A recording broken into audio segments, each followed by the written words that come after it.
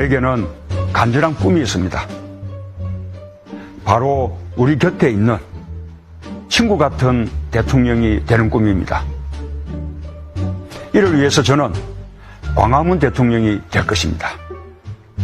권위와 불통의 상징인 청와대를 국민께 돌려드리고 집무실을 광화문 정부 청사로 옮기겠습니다.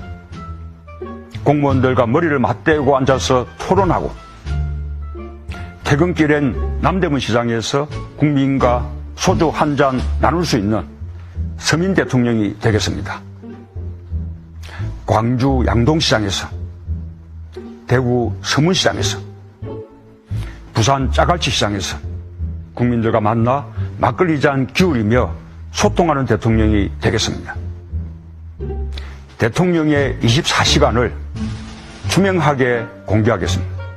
우선 군의적인 대통령 문화를 청산하겠습니다.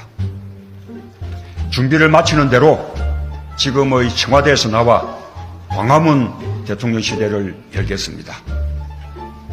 참모들과 머리와 어깨를 맞대고 토론하겠습니다. 국민과 수시로 소통하는 대통령이 되겠습니다. 주요 사안은 대통령이 직접 언론에 브리핑하겠습니다. 퇴근길에는 시장에 들러 마주치는 시민들과 격이 없는 대화를 나누겠습니다. 때로는 광화문 광장에서 대토론회를 열겠습니다. 대통령의 제왕적 권력을 최대한 나누겠습니다. 권력기관은 정치로부터 완전히 독립시키겠습니다. 그 어떤 기관도 무소불위의 권력을 행사할 수 없도록 견제장치를 만들겠습니다. 낮은 자세로 일하겠습니다. 국민과 눈높이를 맞추는 대통령이 되겠습니다. 공정한 나라를 만들기 위해서는 대통령과 청와대, 정부의 고위공직자부터 깨끗해야 합니다. 반칙으로 특권을 누려온 인사는 고위공직에 앉는 일이 없도록 원천적으로 배제하겠습니다. 참여정부 시절 저 문재인은 가장 깐깐하게 인사검증을 했던 민정수석이었습니다. 그때의 자세와 기준을 더욱 확고히 가져가겠습니다. 병력 멘탈, 부동산 투기, 세금 탈루, 그리고 위장 전입, 논문 표절과 같은 5대 비리 관련자는 결코 고위공직에 오를 수 없게 하겠습니다.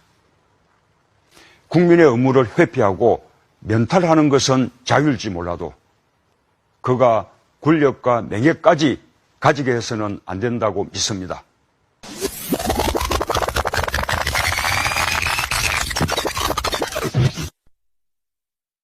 공정한 나라를 만들기 위해서는 대통령과 청와대, 정부의 고위공직자부터 깨끗해야 합니다.